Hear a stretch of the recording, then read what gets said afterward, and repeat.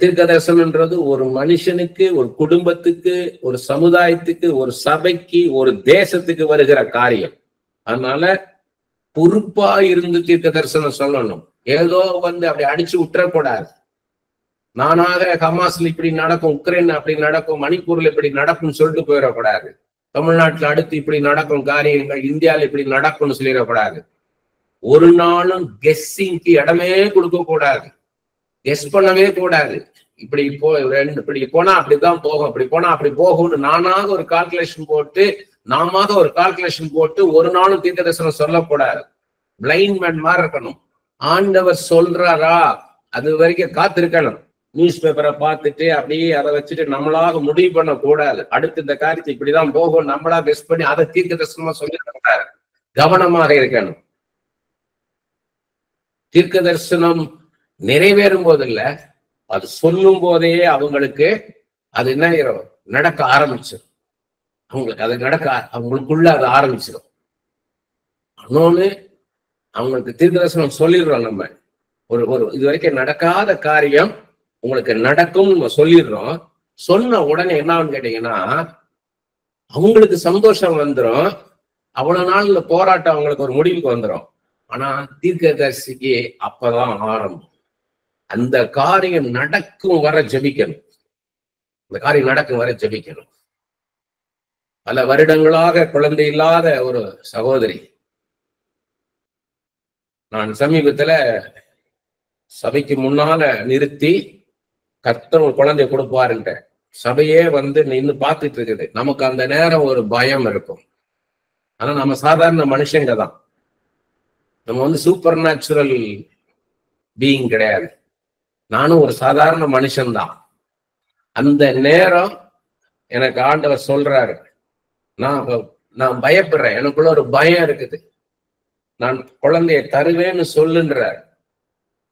நீங்க கூப்பிட்டு வச்சு ஃப்ரண்ட்ல வச்சு சொல்லுன்றார்.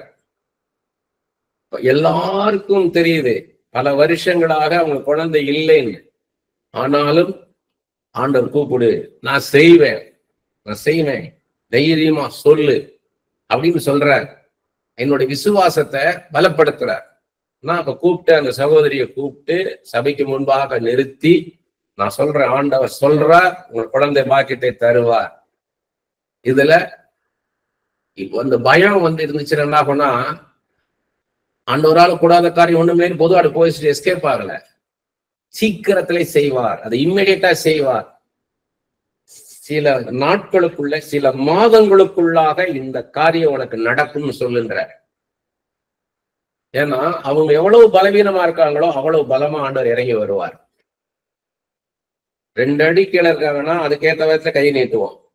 20 அடி கீழே இருந்தாங்கன்னா கர்த்தர் தான் தூக்கி எடுப்பார். அவருடைய வல்லமை கடந்து வரும். வந்துட்டேன் நானு. ஒரு 2-3 மாசம் ஆயிடுச்சு. போன் பண்ணி சொல்றாங்க, அவங்களுக்கு ஆண்டவர் கற்பத்தின் கனியை கொடுத்திருக்கிறார். அது எவ்வளவு பெரிய. ஆனா நான் போராடி ஜெபிச்சுட்டு இருக்கேன். அந்த பிள்ளை பிறக்கும் வரை, அந்த பிரசவம் நடக்கும் வரை நான் தீவிரமா ஜெபிப்பேன். சந்தோஷத்தை கொடுத்துட்டாரு எனக்கு. நான் சொன்னேன், நான் செய்யறேன் பார்த்தியான்ட்டாரு. இப்ப அந்த பிள்ளைய அவங்க கண்ணால பார்க்கிற வரையும் நான் ஜெபிச்சுக்கிட்டே இருப்பேன். அதுவும் அந்த பிள்ளை எப்படி வருவான், எப்படி வளருவான்னு சொல்லியிருக்கிறேன். இது எப்படின்னா ப்ராக்ரெசிவ் ப்ராஃபஸின்னு பேரு, வளர்கின்ற தீர்க்க தரிசனம். அந்த பிள்ளை வளர வளர நானும் ஜெபிச்சுக்கிட்டே இருக்கணும். அதுதான் ஒரு தீர்க்கதரிசியுடைய பொறுப்பு, ரெஸ்பான்சிபிலிட்டி. ஏதோ சொன்னோம் வந்தோன்னு இருக்கக்கூடாது. அது நடக்கும் வர கூடவே இருந்து ஜபிக்கணும். தினமும் மன்றாடி ஜபிக்கணும். அதான் தீர்க்க தரிசனத்துக்கு மேலான காரியம். வெறுமன ப்ராஃபஸி சொல்றது இல்லை, அதுக்கு மேலான பொறுப்பு என்ன ஒரு தீர்க்கதரிசிக்கு. தீர்க்கதரிசனம் சொல்றது மாத்திரம் இல்லை, அதுக்காக மன்றாடி ஜபிக்கணும். ஒரு காரியத்தை, இயேசுவே மனம் இறங்கும் ஐயா, மனம் இறங்கும்.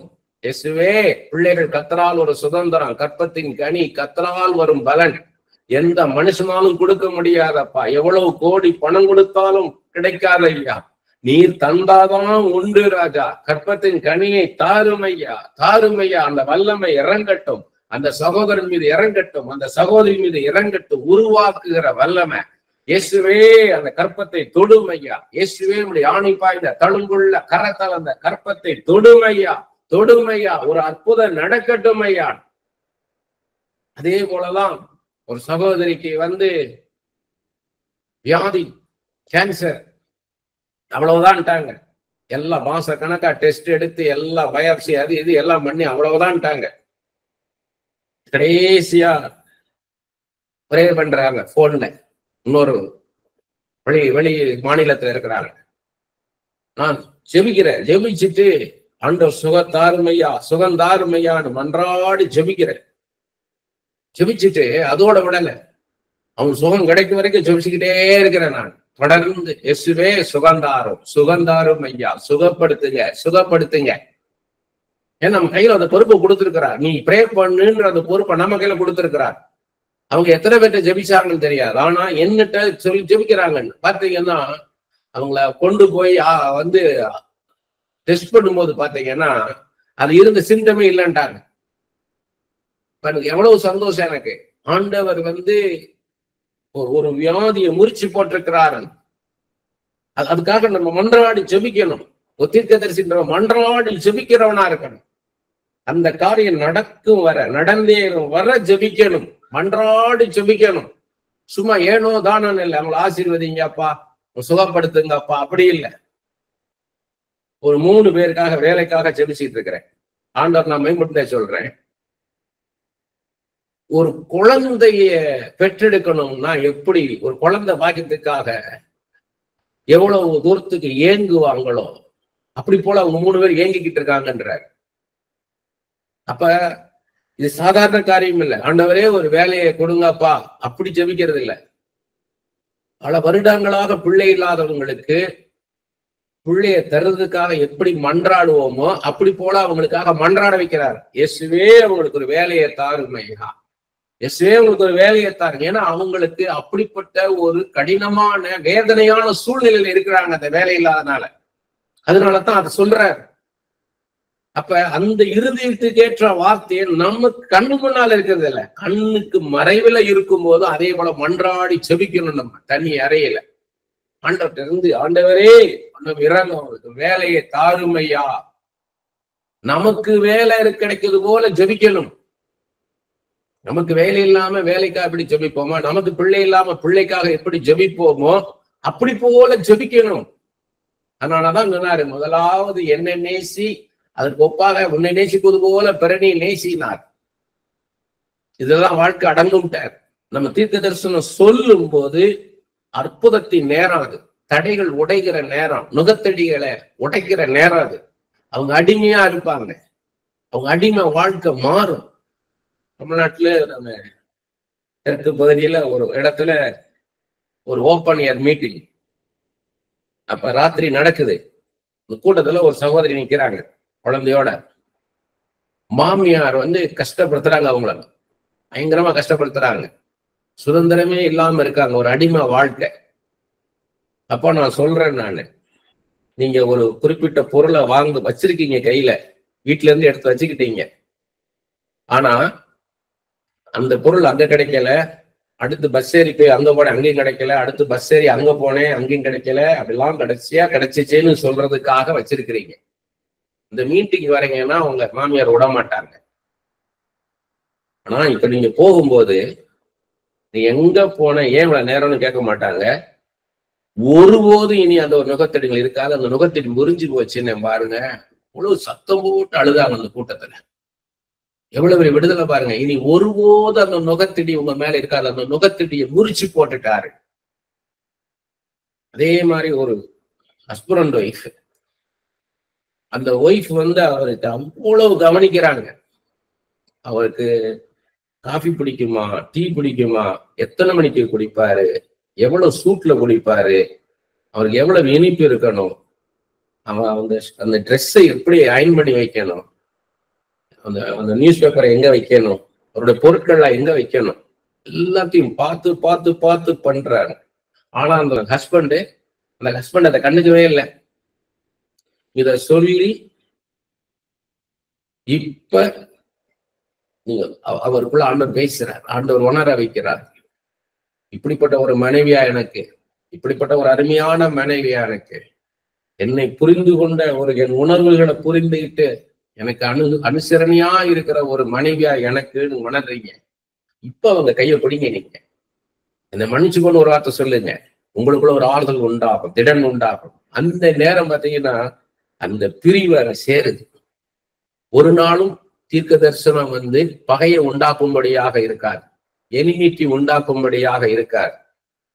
பிரிஞ்சிருக்கவங்களை சேர்க்கும்படிதான் இருக்கும் மொழிய, சேர்ந்து இருக்கிறவங்களை பிரிக்கும்படியாக இருக்காது. சில ஒரு குறிப்பா ஸ்பெசிபிக்கா சில காரியங்களை நடத்துவார். இப்போ ஒருத்தர் இருக்கிற ஒரு குடும்பம் கஷ்டப்படுது, ஹஸ்பண்டுக்கு வெளிநாட்டுல ஒரு வேலை கிடைக்குதுன்னா இல்ல குடும்பம் பிரியக்கூடாதுன்னு சொல்ல மாட்டாரு. நீ போ, உன் குடும்பத்தை அங்க அழைத்துக்கொள், இல்ல லைஃப் லாங்கா நீ அங்கே இருந்து குடும்பம் இங்க இருக்கட்டும் சொல்ல மாட்டேன். சில நேரத்துல எப்படி நடத்துவார் கேட்டீங்கன்னா, ஒரு கஷ்டமான சூழ்நிலை இருக்கும் வேலை ஸ்தலத்துல, அவன் ரொம்ப கஷ்டப்பட்டுக்கிட்டு இருப்பாங்க. அப்ப அதுல இருந்து வெளியே வந்துடலான்னு இருப்பாங்க, ரிசைன் பண்ணிடலான்னு. ஆனா ஆண்டவருடைய சித்தம் இல்லை, இன்னும் கொஞ்ச நாள் அங்க இரு, இன்னும் கொஞ்ச நாள் அங்க இருன்னு. ஏன்னா தேவ சித்தம் கர்த்தருடைய வேலையோட சேர்ந்தது, கர்த்தருடைய சித்தம் கர்த்தருடைய வேலையோட சேர்ந்தது. அதுக்குன்னு ஒரு டைம் வச்சிருப்பார். பிரசங்கி 3ஆம் அதிகாரத்துல சொல்றாரு, ஒவ்வொன்றுக்கும் ஒரு காலத்தையும் ஒரு சமயத்தை வைத்திருக்கிறேன்றார். For everything there's a season and time சொல்றார். நட ஒரு காலம், அறுக்க ஒரு காலம், கட்ட ஒரு காலம், இடிக்க ஒரு காலம், தைக்க ஒரு காலம், கிழிக்க ஒரு காலம், தழுவ ஒரு காலம், தழுவாமல் இருக்க ஒரு காலம், நடனம் பண்ண ஒரு காலம், புலம்ப ஒரு காலம், யுத்தம் பண்ண ஒரு காலம், சமாதானம் பண்ண ஒரு காலம், கற்களை சேர்த்து வைக்க ஒரு காலம், கற்களை எரிந்து போட ஒரு காலம், இழக்க ஒரு காலம், தேட ஒரு காலம். இப்படி ஒவ்வொன்றுக்கும் ஒரு காலத்தாண்ட வச்சிருக்கிறார். அப்ப சொல்லுவார், இந்த காலகட்டத்துல இந்த இடத்துல நீ இருக்க வேண்டியது தேவ சித்தம்னுவார். அப்ப அவங்களுக்கு ஆச்சரியமா இருக்கும், இது எப்படி, நான் கஷ்டமான சூழ்நிலை இருக்கிறேன் எப்படி? அப்ப ஆண்டவர் சொல்லுவாரு, நான் யோசேப்பை போத்திபார் வீட்டுல வச்சிருந்தேனே, அடிமையாய் வைத்திருந்தேனே, சிறைச்சாலையில ஒரு சிறை கைதியா வைத்திருந்தேனே, அப்படி போலன்னுவார். இன்னும் என்னன்னா, சிலருக்கு வேற மாதிரி பேசுவார், எல்லாருக்கும் ஒரே மாதிரி பேச மாட்டார். சிலருக்கு என்ன சொல்லுவாருன்னா, பவுல் சிறைச்சாலை கதவுகள் திறந்த போதும் சங்கிலிகள் அருந்து விழுந்த போதும் அது சிறைச்சாலைக்குள்ளேயே இருந்தாரே பவுலும் சீலாவும், அந்த இடத்துலதான் அந்த சிறைச்சாலைக்காரனும் அவங்க குடும்பத்தார் ரட்சிக்கப்பட்டார்கள், அப்படி போலன்னுவார். அப்படி நம்மளோட பேசுவார் ஆண்டவர், நம்மளோட இப்படி நடத்துவார்னு வேதத்துல உள்ள நீங்க தரோ நாலேஜ் வேதத்துல இருந்ததுன்னா உங்களோட ஈஸியா ஆண்டவர் பேசுவார், உங்களை எளிதாக பயன்படுத்துவார், வல்லமையாக பயன்படுத்துவார். நீங்க எந்த அளவுக்கு வேதத்தை குறிச்சு நல்லா அறிந்து வைத்திருக்கீங்க, அது வெளிப்பாடுகளோட இருக்கணும், ரேமாவாக இருக்கணும். நீங்களாக ஒரு வசனத்தை எடுக்கக்கூடாது, நீங்களாக ஒரு சம்பவத்தை எடுத்து சொல்லக்கூடாது. அப்ப அதுல ஆண்டவருக்கு பங்கு கிடையாது. ஜெனிசிஸ்ல இருந்து ரெவலேஷன் வரைக்கும், ஆதியாமத்துல இருந்து வெளிப்படுத்தின விசேஷம் வரைக்கும் அநேக காரியங்கள் இருக்குது. நாம ஒரு வசனத்தை எடுத்து சொல்லிடக்கூடாது. அதுக்குதான் காத்திருந்து ஜெபிக்கிறது. ஆண்டவர் அந்த காரியத்தை எடுத்து கொடுக்கும் வரை காத்திருக்கணும். ஆண்டவர் வெளிப்படுத்தினாதான் பேசணும். ஆண்டவர் வெளிப்படுத்தலையா, எனக்கு வெளிப்படுத்தலன்னு தைரியமா சொல்லணும். அது எலிசாதான் முன் உதாரணம். அவ்வளவு பெரிய தீர்க்கதரிசி, சூனியமேலின் மகன் இறந்து போயிட்டான். சூனியமேல் ஓடி வரா கர்மேல் மலைக்கு. அவர் பாக்குறாரு, கையாசிட்ட சொல்றாரு, தூரம் வருது, யாருன்னு பாருங்க. சூனியமேல் மாதிரி வருது, சுகந்தானான்னு கேளுன்னா அவ சுகந்தான் சொல்லி தள்ளி விட்டு எலிசாவுடைய கால்களை பிடிச்சிக்கிட்டான் சூனியமேல். அப்ப கையாசி தடுக்க வரான், இல்ல அவ ஆத்துமா வியாகுலப்பட்டிருக்குது, அவன் மகன் செத்து போயிட்டான், கர்த்தர் இந்த காரியத்தை எனக்கு மறைத்து வைத்து விட்டாரே என்ற. ராஜாவும் ராணியும் அங்க அந்தரப்புறத்துல பேசுறத, தனியா பேசுறத வெளிப்படுத்துறாரு எலிசாக்கு. அப்ப இந்த காரியத்தை சொல்றாரு 2 ராஜாக்கள் 4:27, இந்த காரியத்தை மாத்திரம் கர்த்தர் எனக்கு மறைத்து வைத்து விட்டார். கர்த்தர் சொன்னார்னு சொல்லணும். கர்த்தர் வெளிப்படுத்தலையா, எனக்கு வெளிப்பாடுன்னு கிடைக்கல, ஜெபிப்போம். அப்பதான் சில சமயத்துக்கு ஞானத்தை போதிக்கும் வசனம்ன்றது எவ்வளவு மேன்மையானதுன்னு தெரியும். ஒரு வயதான தம்பதியர், அவருக்கு ஹார்ட் அட்டாக் ஆயிடுச்சு. அவர் ஆம்புலன்ஸ்ல கொண்டு போய்கிட்டு இருக்கிறாங்க ஹாஸ்பிட்டலுக்கு. அந்த அம்மா எனக்கு போன் பண்ணி ஒரு பிழைப்பாரான்னு கேட்கிறாங்க. அந்த நேரத்துல நான் ப்ராஃபஸி சொல்றேன், அவங்க ஆமா செத்து போவாருன்னு சொல்ல முடியுமா, இல்ல சாக மாட்டாருன்னு ஃபால்ஸ் ஹோப் கொடுக்க முடியுமா? ரெண்டும் பண்ண முடியாது, ரெண்டும் சொல்ல முடியாது. நீங்க பிழைப்பார்னு சொல்லி உங்களுக்கு சொல்றாரு ஆண்டவர், இல்ல எடுத்துக்கொள்ள போறேன்றாரு. அதையும் நீங்க சொல்ல முடியாது. ஏன்னா போய்கிட்டு இருக்காங்க. அந்த நேரத்திலேயே அவங்க உடஞ்சு போயிடுவாங்க. அப்ப அந்த நேரத்துல ஜெபிப்போம் தான் சொல்ல முடியும். அந்த இடத்துல நீங்க ஒரு ப்ராஃபட்டா நிக்கிறத விட அவங்க கர்த்தரை சார்ந்து கொள்ளும்படியாக இருக்கணும். அதான் யோனாட்ட நம்ம கத்துக்க வேண்டிய காரியம். யோனா தன்னுடைய தீர்க்க தரிசனம் நிறைவேறணும்னு நினைச்சாரு. இனிமே பட்டணத்து ஜனங்கள் அழிப்பேன்னு கர்த்தர் சொன்னாரு, அவர் அழிச்சிடணும், அவ்வளவுதான் அவருக்கு. ஆனா ஆண்டவர் அவங்க மனம் திரும்பணும், தன்னண்டை வரணும். அவங்களை அழிக்கிறது இல்ல, படைத்தவருடைய நோக்கம் அவங்களை அழிப்பதல்ல. உங்க மனம் திரும்பி அவங்க பிழைக்கணும், வாழணும். அதுதான் ஒரு ஆவணத்துக்கு செடியை வச்சு அவருக்கு உதாரணம் காமிக்கிறார் யோனாவுக்கு. அவர் நடாதது அது வளருது, நல்லா அது நிழல்ல இருக்காரு. ஒரு உஷ்ண காத்து வருது, ஒரு பூச்சி அதை அரிச்சு போய் எல்லாம் வந்த உடனே இவர் என்ன சொல்றாரு, பூச்சி அரிச்சிட்டு ஒரு உஷ்ண காத்துக்கு மேல அடிக்குது. உடனே என்ன பண்ணிட்டாரு, முறும்பு இருக்க ஆரம்பிச்சிட்டாரு. அப்ப நீ விதைக்காதது, நீ வளர்க்காதது ஒரு செடி, அதுக்கே நீ இவ்வளவு பரிதவிக்கிறையே, இந்த லட்ச ஜனங்கள் அவ்வளவு பேரை நான் உருவாக்கிருக்கேன், இவங்களாம் அழிப்பது எனக்கு அவ்வளவு சாதாரண காரியமான்ற, நான் பரிதவிக்கிற தேவன்ற. இதுதான் ஆண்டவருடைய இதய துடிப்பு அறிகிற காரியம். எசேக்கியா ராஜாவை எடுத்துக்கொள்ளுன்னு சொல்லுன்னு ஏசாயிட்ட சொல்லி அனுப்புறாரு. ஏசாயா போய் எசேக்கியாட்ட சொல்ற, ராஜாட்ட போய் உன்னை எடுத்துக்கொள்ள போறாரு ஆண்டவர், உன் காரியங்கள்லாம் ஒழுங்குபடுத்துட்டாரு. உடனே அவர் எசேக்கியா அழுகிறார். சோர்புறமாக திரும்பி முகத்தை கூட மற்றவங்களுக்கு காமிக்க முடியாதபடிக்கு சோர்புறமா திரும்பி, நான் சிறு பிராயத்திலிருந்து எப்படி உண்மையும் உத்தமமா நான் இருந்து ஆண்டவரேன்னு அழுத உடனே பாதி முற்றத்துல போறேன். ஏசாயா போய், இல்ல நான் 15 வருடம் கூட்டி கொடுப்பேன்னு சொல்ல, விண்ணப்பத்தை கேட்டேன், கண்ணீரை கண்டேன், 15 வருடம்ல கூட்டி கொடுப்பேன்னு சொல்லுன்றார். இதெல்லாம் நம்ம படிச்சாதான் அது மாதிரி இந்த எசேக்கியா ராஜாவுக்கு போல இவங்களுக்கு நான் எக்ஸ்டென்ஷன் தருவேன்னு சொல்லு, இப்ப எடுக்க மாட்டேன்னு சொல்லு. எங்க அப்பாவுக்கு எனக்கு அப்படிதான் பேசினார். எங்க அப்பாவுக்கு 3 தடவை ஹார்ட் அட்டாக் ஆச்சு, 4வது தடவை ஹார்ட் ஃபெயிலியர் ஆச்சு. ஒவ்வொரு தடவையும் நான் கிளம்பும் போது, இப்ப எடுக்க மாட்டேன், போயிட்டு வாங்கல, இப்ப நான் எடுக்க மாட்டேன். எங்க சொந்த ஊர் மதுரைக்கு அப்படிதான் போயிட்டு வந்தேன். ஆனா ஒரு நாள் சொன்னாரு, இப்ப நான் எடுக்க போறேன், வீட்டெல்லாம் பூட்டிட்டு நீ உன் மனைவியும் போய் உன் தகப்பனாரோட இருங்கன்னாரு. நான் உங்க தகப்பனார் எடுக்க போறேன் அப்படின்ட்டு. அவர் ஒரு 90வது வயசுலதான் அவர் எடுத்துக்கிட்டார். அவர் கூடயே இருந்து 1.5 மாசம் ஆண்டவர் எடுத்துக்கிட்டாரு. அது மத்தியானம் சொன்னாரு, இன்னைக்கு எடுக்க போறேன்னாரு. அதே மாதிரி எடுத்துட்டாரு. ஆண்டவர் நம்மளோட பேசுறாரு பாருங்க. அந்த தீர்க்கதரிசன வார்த்தைகள் அது அவ்வளவு கனமான வார்த்தைகள். இயேசு பேசுறார், தெய்வம் படைச்சவர், அவர் பேசுறார்ன்ற அந்த எண்ணம் நம்மளுக்குள்ள இருந்துகிட்டே இருக்கணும். ஏதோ ஏதோ வார்த்தை தானன்னு பேசுறது கிடையாது. ஒரு கழுதையும் பேசிக்கணும்னா அந்த கழுதை அது பாஷையில பேசிக்கும். ஒரு நாயும் பேசுனா அது பாஷையில பேசிக்கும். ஒரு யானையும் பேசுனா அது, ஒரு பூனையும் பேசுனா அது பாஷையில பேசிக்கும். அது மாதிரி மனுஷனுக்கு பேசுறதுனால, மனுஷன் பாஷையில பேசுறதுனால தீர்க்கதரிசனம் மலிவானது இல்லை. தேவாதி தேவன், ராஜாதி ராஜன், கர்த்தாதி கர்த்தன், அவர் பேசுறார். அந்த உணர்வு இருந்துகிட்டே இருக்கணும். இந்த அனைத்து ஒரு கிராமத்துல போய் ஊழியம் பண்ண போனோம். நிறைய புறஜாதிகள் வந்திருந்தாங்க. அவங்க எல்லாம் நிறைய ஜோசியம் பார்த்திருப்பாங்க, ஜாதகத்தை வச்சு பார்த்திருப்பாங்க, மந்திரவாதிகளை பார்த்திருப்பாங்க, குறி சொல்றவங்களை பார்த்திருப்பாங்க. அவங்க இந்த கிறிஸ்தவத்துல எப்படி இருக்குன்னு பாப்போம்னு உட்கார்ந்து இருக்கிறாங்க. அவங்கள நிப்பாட்டி நான் தீர்க்க தரிசனம் சொல்லும் போது அவங்களுக்கு எப்படி இருக்கும் பாருங்க. இயேசுவை வெளிப்படுத்தணும், இயேசுவின் அன்பு அவங்க காணணும். அவங்க இயேசு பேசுறார். உங்களுடைய நேச்சர் இதுதான், உங்களுடைய குணாதிசயம் இதுதான், உங்களுக்கு பிடிச்சது இதுதான், உங்களை இப்படிதான் நடத்துவார், உங்க வாழ்க்கை இப்படிதான் நடக்கும்னு சொல்லும் போது அவங்க எப்படி இருக்க யோசிச்சு பாருங்க. இயேசுவை வெளிப்படுத்துறது, இயேசுவின் அன்பை வெளிப்படுத்துறது, இயேசுவை அவங்க பார்க்கணும். அதுதான் அவங்க வாஞ்சியா இருக்கணும். ஆசீர்வாதத்துக்கான வார்த்தை அது. அவங்களுடைய வாழ்க்கையில ஆசீர்வாதம் கடந்து வருகிற நேரம் அது. எரேமியா 29:11 ரொம்ப முக்கியமான வசனம். நீ எதிர்பார்த்திருக்கும் முடிவை உனக்கு கொடுக்கும்படி நினைத்திருக்கிற நினைவுகளை நான் அறிவேன், அவைகள் தீமைக்கு ஏதுவானவை அல்ல, சமாதானத்துக்கு ஏதுவானவைகள். அப்படின்னா ஒரு தீர்க்க தரிசனம் ஒருத்தனுக்கு வாழ்க்கையை குறித்த நம்பிக்கையை தரணும். ஹோப். அது இங்கிலீஷ் பைபிள்ல ரொம்ப அழகா இருக்கு. நீ என்ன எதிர்பார்க்கிறையோ அந்த வாழ்க்கையை உனக்கு நான் தருவேன். அதை நான் நினைச்சிட்டு தான் இருக்கிறேன்.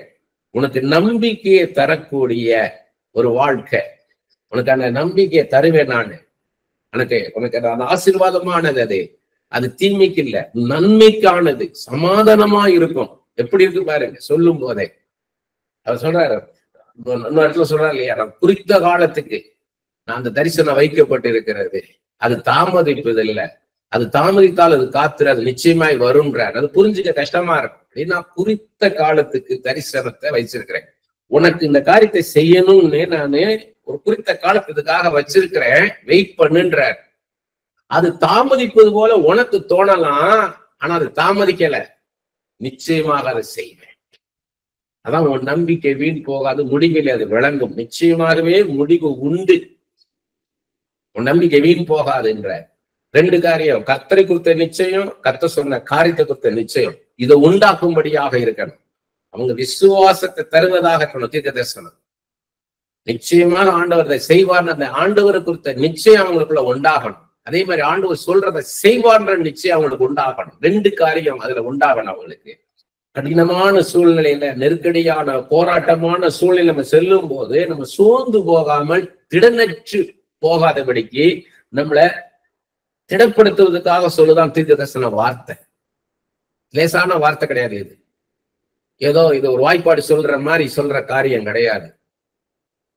இது அவங்களுக்கு அந்த திடனற்று போய் சோர்ந்து போய் இருக்கிறவங்கள அந்த சோர்வுல இருந்து வெளியே கொண்டாடணும், திடப்படுத்தணும், அவங்களுக்கு உறுதியை தரணும்.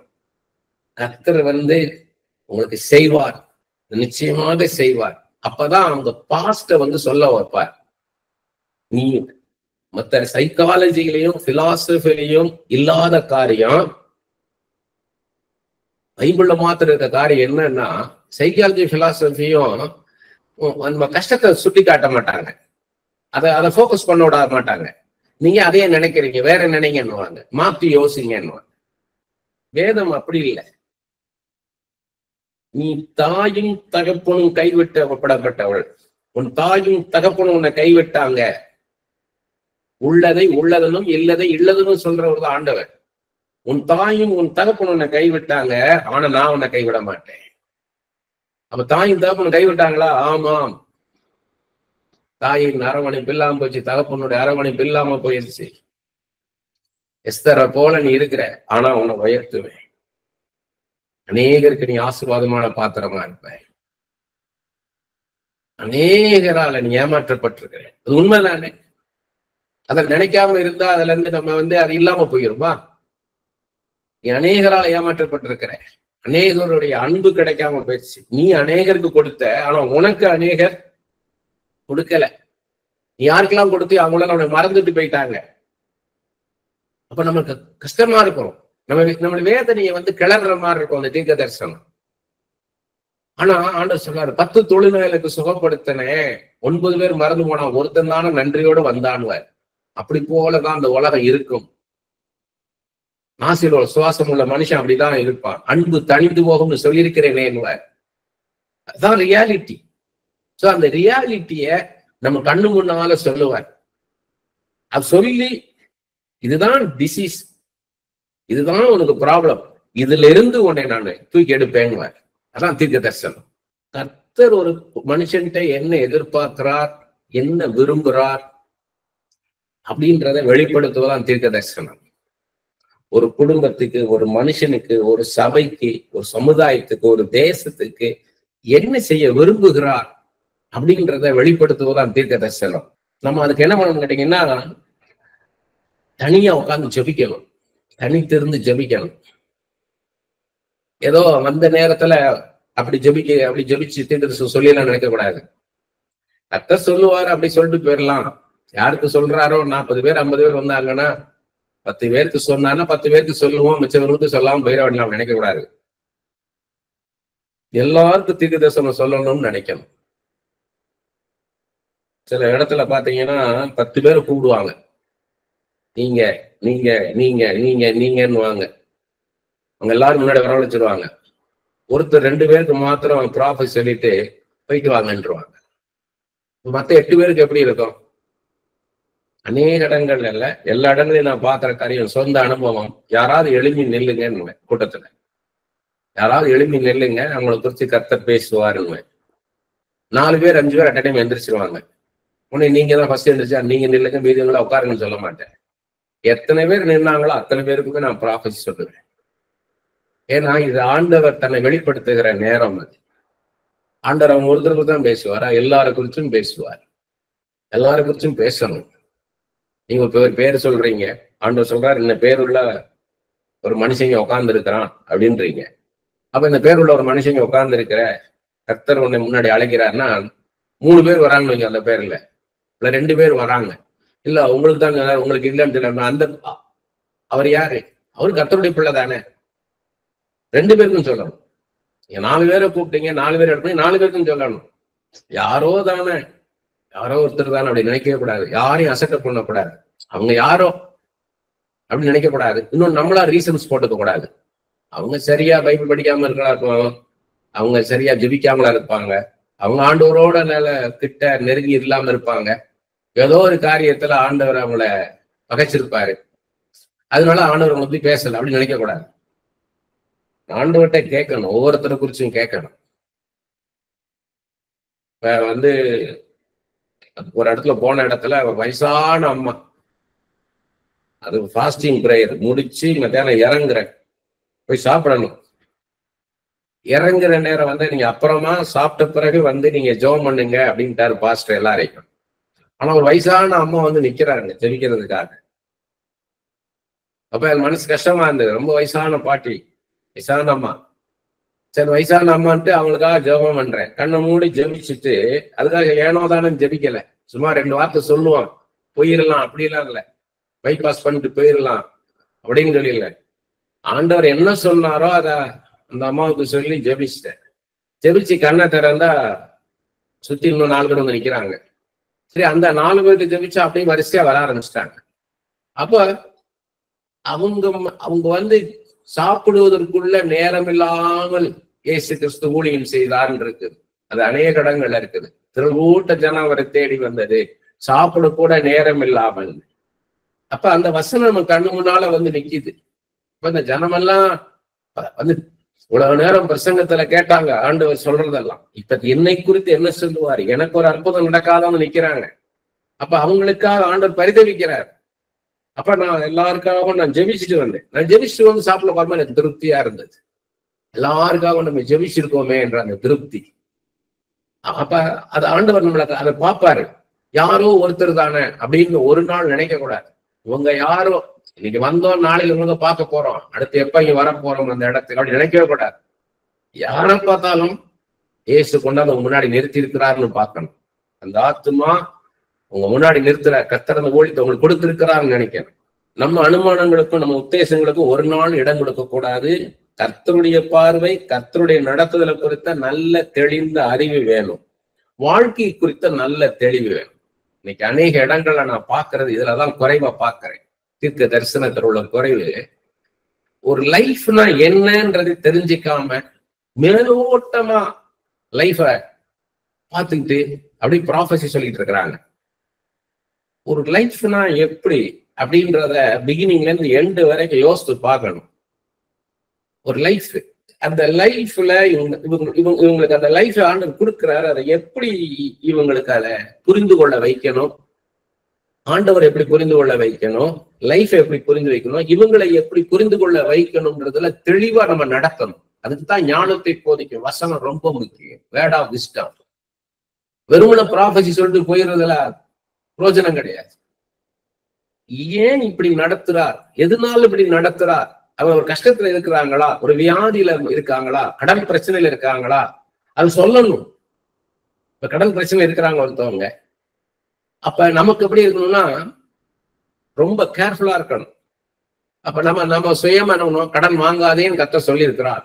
கடன் கொடுப்பாய், நீ கடன் வாங்காது இருப்பாய் கர்த்தர் சொல்லியிருக்காரு இல்லையா, நீங்க சொன்னதுனால கஷ்டப்படி அப்படின்னு சொல்லிடக்கூடாது. அந்த நேரம் நம்ம செபிக்கணும்.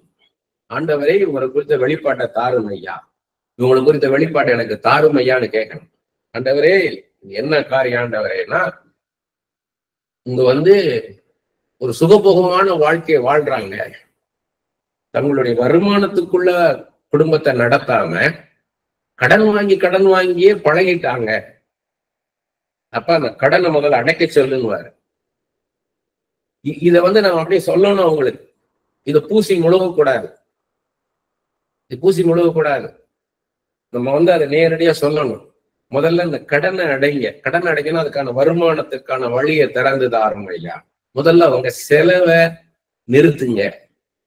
உங்க வருமானத்துக்கு மீறி நீங்க செலவு பண்றீங்க, அதை நிறுத்துங்க. முதலாவது நீங்க யார்கிட்ட எல்லாம் கடன் வாங்கினீங்களோ அவங்கள்ட்ட எல்லாம் நீங்க அடைக்க ஆரம்பிங்க. அப்படி அடைக்க ஆரம்பிக்கும் போது உங்களுக்கு வருமானத்துக்கான வாசலை திறப்பாரு. கொடுக்கணும்ன்ற மனப்பான்மை வந்தாதான் ஆண்டவர் கொடுப்பாரு. கொடுக்கணும் முதல்ல தீர்மானம் எடுங்க.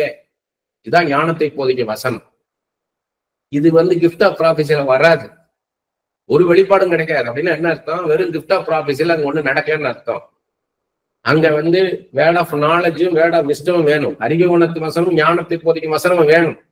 அவங்க நேச்சர் என்ன, அங்க என்ன ரியாலிட்டி, வாட் இஸ் ஹேப்பனிங், அங்க என்ன நடக்குது அந்த வீட்டுக்குள்ள, அதான் அறிவு குணத்து வசனம். ஆண்டவர் மாத்திரமே அறிந்த ரகசியம் வெளிப்படுத்துவார்.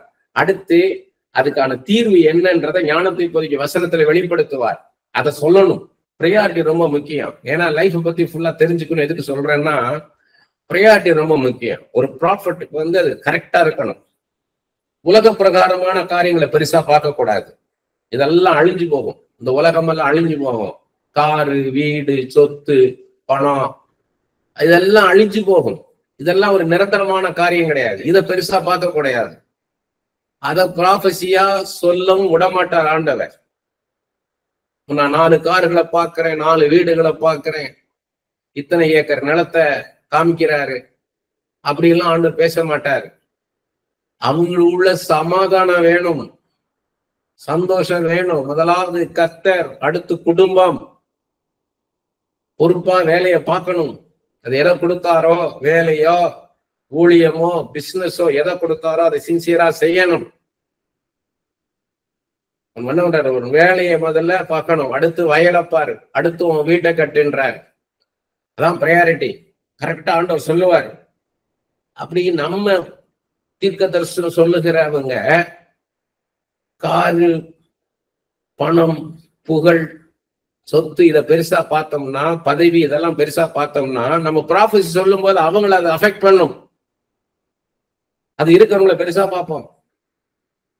ஆண்டவர் சொல்லி கொடுத்திருக்கிறாரு, ஐஸ்வர்யத்தை பெருசா பார்க்காத, மினுக்குள்ள வஸ்திரத்தை பெருசா பார்க்காத, அவன் விசுவாசத்தை பார், யார் என்னோட நெருங்கி இருக்கிறான்னு பாருன்றார். அவன் விசுவாசத்தை பார்த்த, விசுவாசத்தில் ஐஸ்வர்யம் உள்ளவனா இருப்பான். அவன் ஐஸ்வர்யம் உள்ளவன் விசுவாசம் இல்லாம இருப்பான். அவன் ஐஸ்வர்யத்தின் மேல் நம்பிக்கை இருப்பான், ஆண்டவர் மேல் நம்பிக்கை இருக்காது. அவன் அவிசுவாசி. ஒருத்தன் தரித்திரமா இருப்பான், ஆண்டவர் மேல அவன், ஒருத்தன் கஷ்டப்படுறவனா இருப்பான், ஆண்டவர் மேல அவன் விசுவாசத்தோட இருப்பான். அதைத்தான் மேன்மையா பார்க்க வைப்பார்.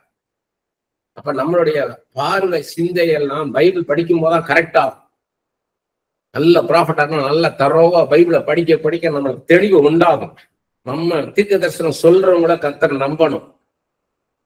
நம்ம நம்பிக்கைக்கு பாத்திரவனா இருக்கணும். கர்த்தர் சொன்னா சொல்லணும், கர்த்தர் சொல்லலைன்னா சொல்லலைன்னு சொல்லணும்.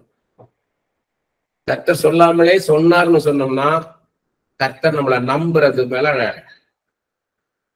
அது விரிசல் உண்டாயிடும். அதுக்கப்புறம் கர்த்தர் நம்மகிட்ட பேசுறது நிறுத்திடுவார். ஏன்னா அவர் சொல்லாமலே நம்ம சொல்ல ஆரம்பிச்சோம்னா நம்மளை நம்ப முடியாது அவரால். நம்ம நம்பிக்கைக்கு பாத்திரமா இருக்கணும். அவர் சொல்றது நம்ம உள்ளத்துல இருந்து அப்படியே ஒரு தீர்க்க தரிசனம் ஒரு நதி மாதிரி கரையில்லாம புறப்பட்டு போகணும். நம்மளுடைய சுயமான யூகங்களோ, நம்மளுடைய சுய பச்சாதாபங்களோ அதுல இருக்கக்கூடாது. ஏன்னா நான் ஏற்கனவே சொன்னேன், ஒரு கடன் பிரச்சனை ஒருத்த வராங்கன்னா லௌகிக துக்கம் நமக்கு வரக்கூடாது, மாம்சத்துல துக்கப்படக்கூடாது, தேவனுக்கேற்ற துக்கம் இருக்கணும். ஏன்னா அவங்களை எப்படி பார்க்கணும், நம்மளுக்கு உடனே சிம்பத்தி வரும், நம்மளை ஏதாவது ஹெல்ப் பண்ணுவோம்னு தோணும். ஆனா அவங்க ஆண்டவரை நெருங்கணும். இதே ஹேபிட் அவங்க வரக்கூடாது. தொடர்ந்து கடன் வாங்குறவங்களா இருக்கக்கூடாது. அப்ப அது தேவனுக்கேற்ற துக்கமா இருக்கணும். ஆண்டவர் என்ன சொல்றாரோ அதைத்தான் சொல்லணும். நாம உதவி செய்ய முடியுமா நினைக்க கூடாது. தீர்க்க தரிசனம் சொல்றவங்க நம்ம தடையாயிடக்கூடாது. தீர்க்க தரிசனம் நம்ம மூலமா கடந்து போகும்போது நம்ம டிரான்ஸ்பரண்டா இருக்கணும். அது அப்படியே நம்ம மூலமா அவர்கிட்ட போயிடணும். அதுல நம்மளுடைய சொருகள் இருக்கக்கூடாது. அதுல நம்ம எதையாவது ஒண்ணு சேர்த்து குறைச்சு அப்படி கூட்டி கழிச்சு அப்படி எதுவும் சொல்லக்கூடாது. அவர் என்ன சொல்றாரோ அப்படியே நம்ம மூலமா பாய்ஞ்சு செல்ற மாதிரி இருக்கணும். நம்ம டிரான்ஸ்பரண்டா இருக்கணும். கர்த்தருடைய சத்தத்தை கேட்கறது தான் நமக்கு பிரதானமா இருக்கணும். எப்போதும் அது நம்மளுக்குள்ள இருந்துகிட்டே இருக்கணும். கர்த்தர் சொல்றதை நம்ம துல்லியமா கேட்கணும். அது கர்த்தரோட நெருங்கி இருந்தா தான் அந்த அந்த அந்த வாக்கியம் நமக்கு கிடைக்கும். Intimacy with God, relation with God, அதுதான் நம்மளுக்கு ஹியரிங் நம்மளுக்கு ஷார்ப்பன் ஆகும். ஹியரிங் ஷார்ப்பா இருந்தா தான் ப்ராஃபஸி ஷார்ப்பா இருக்கும். ஆண்டவரோட நெருங்கி ஜீவிக்கணும். அப்ப வேதத்தோட நெருங்கி ஜீவிக்கணும். ஆண்டவரோட நெருங்கி ஜீவிக்கணும், வேதத்தோட நெருங்கி ஜீவிக்கணும். இரவும் பார்க்கணும், வேதத்தை படிக்கணும், வெளிப்பாடுகளை வாங்கணும். இது ஃபுல்லா ரேமாவாக மாறணும். இந்த ரிட்டன் லோகோஸ் ஸ்போக்கன் லோகோஸாக மாறணும். ஃபுல்லா படிச்சுக்கிட்டே இருக்கணும். மறுபடியும் படிச்சுக்கிட்டே இருக்கணும். நம்மளை எல்லாரும் தீர்க்கதரிசியா பார்க்கணுன்ற மனப்பான்மை இருக்கக்கூடாது. நம்ம தாழ்மையா இருக்கணும். கர்த்தர் தான் தீர்க்கதரிசி. கர்த்தர் சொன்னார்னா சொல்லணும், இல்லைன்னா அமைதியா இருக்கணும். எப்பவுமே தாழ்மையா இருக்கணும், எளிமையா இருக்கணும். ஆடம்பரம் பண்ணக்கூடாது. ஆடம்பரம், ஏன்னா நீங்க எல்லா ஜனங்களுமே ஷார்ப்பா இருக்கிறாங்க. அவங்க சில விஷயங்கள்ல அந்த ப்ராஃபஸியை ஃபால்ஸ் ப்ராஃபஸியை நம்பி ஏமாறுறாங்க ஒரு பக்கம். ஆனா இன்னொரு பக்கம் ஷார்ப்பா இருக்காங்க. ஒருத்தர் பண்ற ட்ரெஸ், அவங்க நடந்துக்கிற விதம், அவங்க பேச்சு, இதை பார்த்தே அவங்க பிரைடு இருக்கா, தாழ்மையா இருக்கிறோமா, மேட்டிமையா இருக்கிறோமா, ஹம்பிளா இருக்கோமா, எல்லாத்தையுமே அவங்க பாக்குறாங்க. நாம இருந்தா போதும், நம்ம எளிமையா இருந்தா போதும். ஆண்டவர் நம்மளோட பேசணும், அதுதான் முக்கியம். ஆண்டவர் நம்மளோட பேசல நம்ம எப்படி தீர்க்க தரிசனம் சொல்ல முடியும்? ஆண்டவர் நம்மளோட பேசணும், அதுதான் நமக்கு பிரதானமா இருக்கணும். பாருங்க, ஏனோக்கு, நோவா, மோசே, யோசிப்பு, தானியேல், தெபோரால், எலியா, எலிசா, ஏசாயா, எரேமியா, இப்படிப்பட்ட தீர்க்கதரிசிகளை முன் உதாரணமா நம்மளுக்கு வச்சிருக்கிறார் ஆண்டவர்.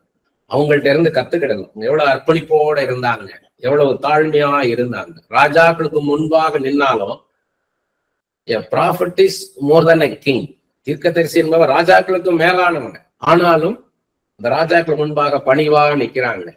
தானியேல் நேபுகாத்நேச்சாருக்கு முன்னாடி நிக்கிறார், சின்ன வாலிப பையன். இந்த வாலிப பையன் ஒரு பெரிய ட்ரீமுடைய ரெவலேஷனோட நிக்கிறார்.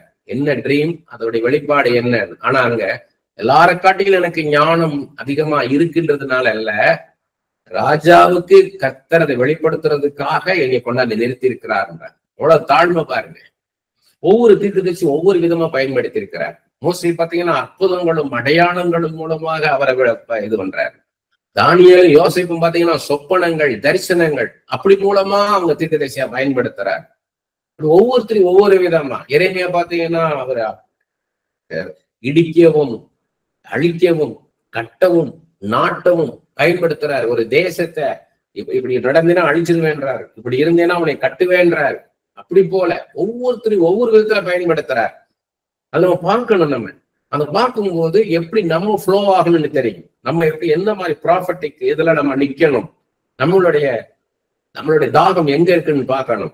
மோசையை போல அற்புதங்களையும் அடையாளங்களையும் செஞ்சு நிக்கணுமா? சாமுவேலை போல ராஜாக்களை அபிஷேகம் பண்ணி தூக்கி நிறுத்துறவங்களா இருக்க முடியுமா? அப்படின்னு நம்ம நினைச்சு பார்க்கணும். நம்ம யார் மாதிரி இருக்க விரும்புறோம்? ஏசாயா மாதிரியா, எரேமியா மாதிரியா? வெறும் ஆசைப்பட்ட போதாது, அதுக்குள்ள தரோ நாலேஜ் இருக்கணும். இப்ப எனக்கு பவுல் மாதிரி ஆண்டவர் என்ன பயன்படுத்தணும்னா, பவுலுடைய இன் அண்ட் அவுட் ஃபுல்லா பைபிள்ல இருந்து எடுத்து எழுதியிருக்கிறேன் நான். ஆண்டவர் நான் மேம்பட்டு சொல்றேன், ஃபுல்லா எடுத்து அது கிராலஜிக்கல் ஆர்டர்ல கொண்டாந்து. ஏன்னா கலாத்தியர்ல அவர் பிறந்ததை சொல்றாரு. கலாத்தியர் 1:15 நான் கர்ப்பத்திலே உருவாக்கும் முன்னே கர்த்தர் என்னை புறஜாதிகளை தம்மை வெளிப்படுத்தும்படியாக நீ தெரிந்து கொண்டார் என்றார். அப்ப அங்கிருந்து எடுத்து, ஏன்னா அப்போஸ்தலர் 9ஆம் அதிகாரத்துல தான் பவுல்காரை ஆரம்பிக்குது. ஆனா ஆர்டரா அதை எடுத்து கூடார தொழில் செய்தவரா இருந்தாரு. அதை எல்லாத்தையும் ஆர்டர் பண்ணி எல்லாத்தையும் பவுலுடைய அவ்வளவு காரியங்களை எழுதி வச்சு அவருடைய சரித்திரம் என்ன, அவர் இயேசு வாழ்ந்த காலகட்டத்திலேயே வாழ்ந்திருக்கிறார். ஆனா இயேசு அவர் சந்திக்கல. ஆனா இவரை பிரதான அப்போஸ்தலனாக இவரையும் எடுத்துக்கிட்டாரு. தேர்தலே இவரை பார்த்து பயப்படும்படியாக அவ்வளவு வெளிப்பாடுகள் பவுல் வாங்கியிருக்கிறாருன்னா அவ்வளவு தூரம் கர்த்தரோட தனிச்சிருந்திருக்கிறாரு. அவரை எங்க அனாய்ட் பண்ணாரு? சீனாய் மலையில கொண்டு போய் மோசே இருந்த இடத்துல போய் அனாய்ட் பண்ணியிருக்கிறாரு. அப்ப மோசேவுடைய கண்டினியூஷன் தான் பவுல்.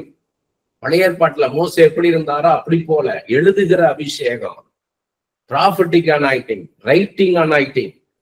அப்ப இது எல்லாமே அது மாதிரி உங்களுக்கு யார உங்களுக்கு இன்ஸ்பிரேஷனா காமிக்கிறாரோ அதை நீங்க தரோவா எழுதணும். உட்கார்ந்து அதை திரும்ப திரும்ப திரும்ப திரும்ப படிக்கணும்.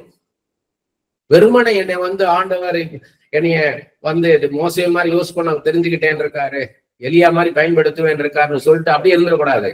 எலியாவை தரோவா படிக்கணும். எலியாவின் ஆவி என்ன, எலியா மேல இருந்த கிருபை என்ன, எலியாவுடைய அபிஷேகம் என்ன, எலியாவுடைய மினிஸ்ட்ரி என்ன, எலியாவை எப்படியெல்லாம் கர்த்தர் பயன்படுத்தினார், எலியாவுக்கும் கர்த்தருக்குள்ள உறவு என்ன, கர்த்தர் எப்படி எலியாவை பார்க்கிறார், அது போல தரோவா எடுத்து எழுதணும், இருதயத்துல பதிச்சுக்கிடணும். அதுதான் தரிசனம். அப்புறம் அப்படியே அந்த பிரம்மையிலே இருக்கக்கூடாது. நீங்க அவசரமா அல்லது அவசியமான சூழ்நிலை இருக்கும்போது தீர்க்கதரிசனம் சொல்லக்கூடாது. அவசரமா நீங்க கிளம்பி போய்கிட்டு இருக்கீங்க, ஒரு இடத்த கிளம்பிக்கிட்டு இருக்கீங்க, அந்த நேரத்துல போன் கால்ல கூப்பிடுறாங்க, அந்த நேரம் நீங்க ப்ராஃபஸி சொல்லக்கூடாது. ஏதோ ஒண்ணு சொல்லிடுவோம்னு சொல்லக்கூடாது. நீங்க அந்த மாதிரி சொல்லணும். நான் மாதிரி ஒரு அவசரமான ஒரு கிளம்பிக்கிட்டு இருக்கேன், நானே ஒரு இடத்துக்கு நான் கிளம்பிக்கிட்டு இருக்கிறேன், இந்த நேரத்துல நான் ஃப்ரீ ஆவேன், அப்ப நீங்க கால் பண்ணுங்கன்னு சொல்லணும். ஒருவேளை நீங்க களைப்பா இருக்கிறீங்க அந்த நேரம் அப்படின்னா அப்பவும் நீங்க சொல்லக்கூடாது. சோர்வா இருக்கிறீங்க அப்பவும் நீங்க ப்ராஃபஸி சொல்லக்கூடாது. ஏன்னா அந்த சோர்வுல இருந்து ஏதோ ஒண்ணு பேசிடுவோம், ஒரு காரியத்தை முடிப்போம், ஒரு வேலையை முடிப்போம்னு சொல்லக்கூடாது. இப்ப நான் டயர்டா இருக்கிறேன், எனக்கு கொஞ்சம் டைம் கொடுங்கன்னு கேட்கணும்.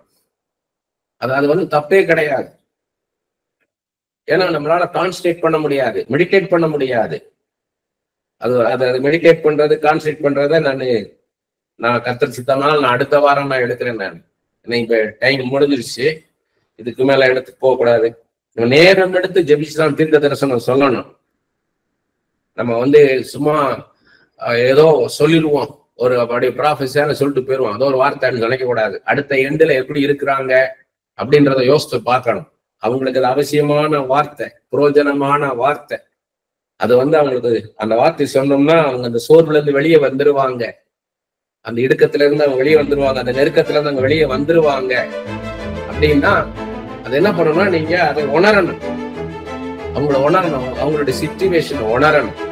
நம்ம அந்த இடத்துல இருக்கிற மாதிரி உணரணும்.